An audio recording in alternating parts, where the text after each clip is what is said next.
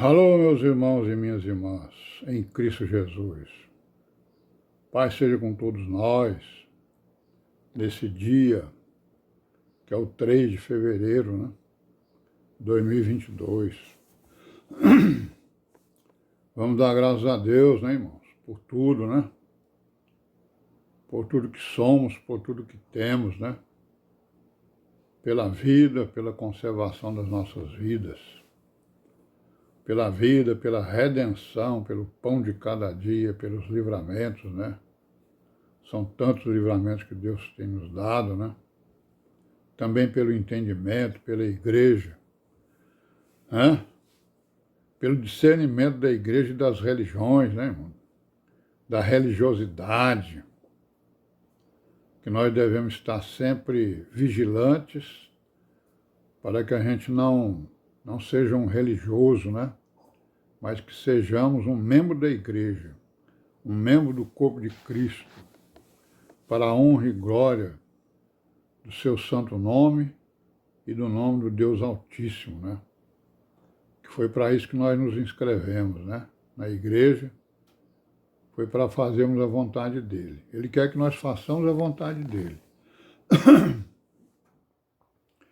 Nós estamos aqui para isso, né? Como a gente está rodeado de inimigos, né, da nossa fé, né? Pessoas como nós, né, parentes, amigos, vizinhos, também tem os invisíveis, né? Os espíritos malignos, que estão aí a todo tempo, rondando, né? Procurando a quem devorar, como disse o apóstolo Pedro. Então nós temos que estar vigilando, e a nossa vigilância é com a palavra, né? A nossa arma é a palavra, é a oração, né? É a meditação e é a obediência à palavra. Essas são as nossas armas contra os espíritos malignos e contra os seus agentes, né? É isso? Os grandes agentes dos espíritos malignos são as religiões, das quais nós saímos, né? Então nós temos que sermos vigilantes, né? E obedientes à palavra. E amém, né? E graças a Deus, né? Então, vamos continuar aqui com a nossa caminhadazinha aqui, sobre as origens das heresias, né? As heresias são aquelas coisas que são contrárias à palavra, né?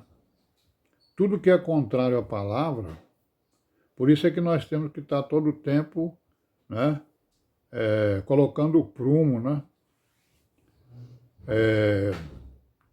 em tudo que a gente vê, né, em tudo que a gente encontra na nossa vida. Por quê? Porque as heresias, elas são milhões e milhões, né? São muitas as heresias. E a heresia, o que é contrário à palavra, o que é contrário à doutrina, né, ensinada pelos apóstolos, pelos profetas, né? São o quê? São as filosofias, são as teorias, né? São as teologias que estão contidas nas religiões, né? Por isso é que nós abominamos as religiões, porque elas usam as escrituras para enganar as pessoas, né? E nos enganaram, né, durante um tempo. Não é isso? E nós aqui estamos lutando agora contra elas, né? Então vamos continuar aqui, né, com a origem dessas heresias. Nós estamos falando aqui de um rapaz chamado Filon, de Alexandria, que era um judeu, né, grego, filósofo grego, né? E que ele, né, foi combatido pelo Irineu também, né?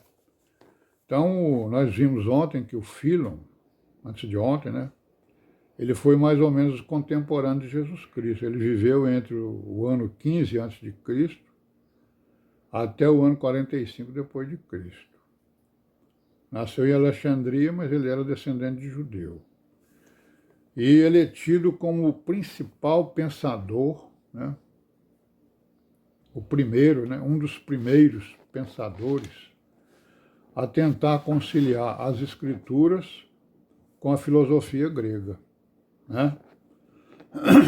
Quer dizer, quem vai tentar fazer uma conciliação entre as escrituras e a filosofia grega, entendeu pouca coisa das escrituras, né? E muito menos ainda da filosofia, né? Então ele foi um dos criadores da teoria do logos, né? Logos é uma palavra grega que significa palavra, né? Ele tem vários sentidos, mas o sentido dele aqui é a palavra, né? O verbo, né? Em latim, né? E ele dizia que o logos era o quê? O logos era a ação de Deus no mundo, o instrumento da criação, a palavra reveladora. Então ele reconhecia que as escrituras eram uma palavra reveladora, né?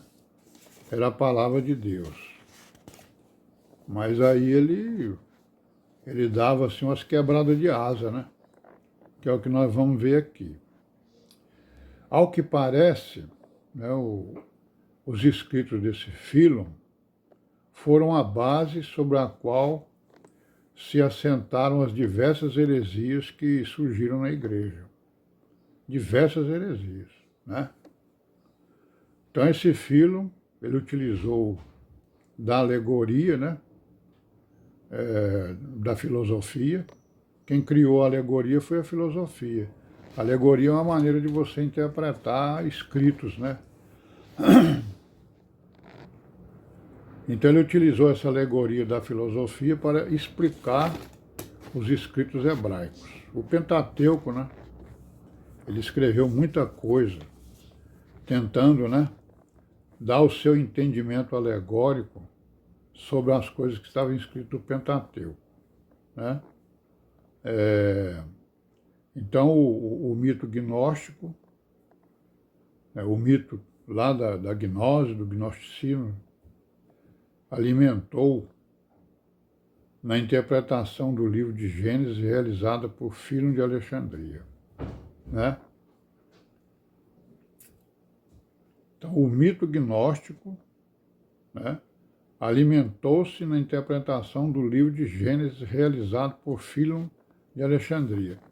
Não foi só o Gênesis, né, foi o Pentateuco todinho, né? Porque ele desenvolveu uma filosofia chamada judeu-grega, né? Aí o que ele fez? Ele aproximou o Deus de Israel, que ele também chamava de demiurgo, né? Certo? Como os filósofos chamavam, né? Então ele fez uma aproximação do demiurgo com o mito gnóstico, os deuses gnósticos, né? Eram bem 30, né? Não é isso? Dando a entender que eram os mesmos, certo? O demiurgo, né, que era um dos deuses lá, né, dos gnósticos, então ele também acreditava que esse demiurgo era o Deus de Israel, né? Se confundiu lá também, né? Ao que tudo indica, né?